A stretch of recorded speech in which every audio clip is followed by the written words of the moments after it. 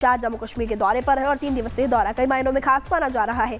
लेकिन इसी के साथ साथ आपको बता दें, जहां पर उन्होंने शहीदों को श्रद्धांजलि दी, तो वहीं पर कठुआ में कैसे आतंकियों को चुनौती दी है, क्या चेतावनी दी है, उनको दिखा देते हैं आपको इस रिपोर्ट में।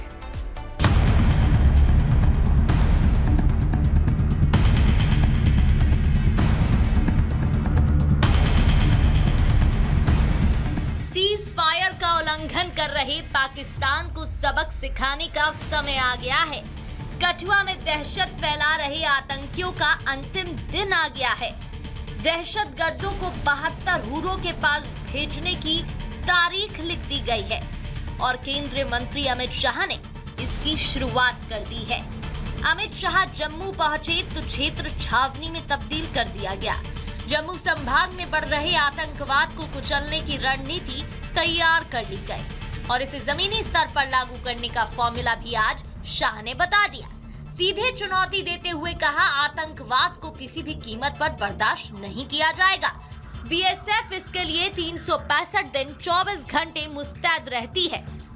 बीएसएफ हमारी सुरक्षा की प्रथम पंक्ति और ये दायित्व हमेशा बीएसएफ ने बहुत सुपेरे निर्वहित किया है।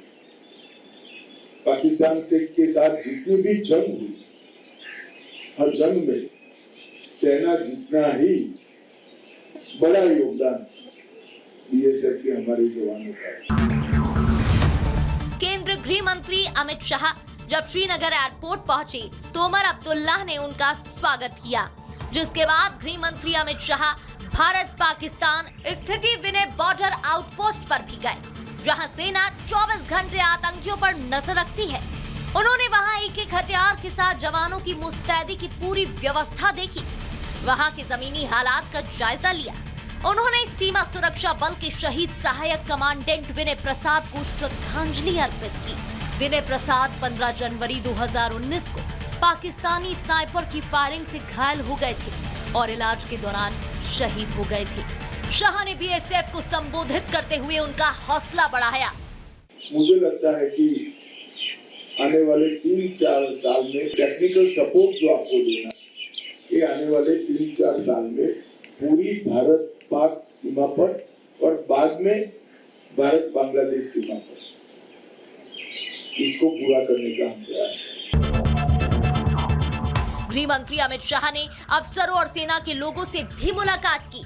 जम्मू कश्मीर पुलिस के दिवंगत डीएसपी हुमायूं भट्ट के परिवार से मिलने पहुंचे, शॉल उड़ाकर उनका सम्मान किया और काफी देर तक बातचीत की। इसके बाद शाह ने जम्मू कश्मीर विधानसभा में नेता प्रतिपक्ष और बीजेपी विधायक सुनील शर्मा से भी मुलाकात की। हाल ही में कठुआ में आतंकियों के साथ मुठभेड़ में जम्मू कश्मीर पुलिस ने 4 जवानों को खो दिया था। इस घटना में सुरक्षा में चूक का मामला भी उठता रहा है।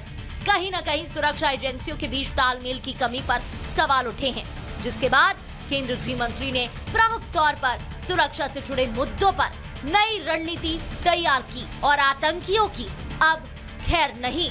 Bureau report, Republic Bharat.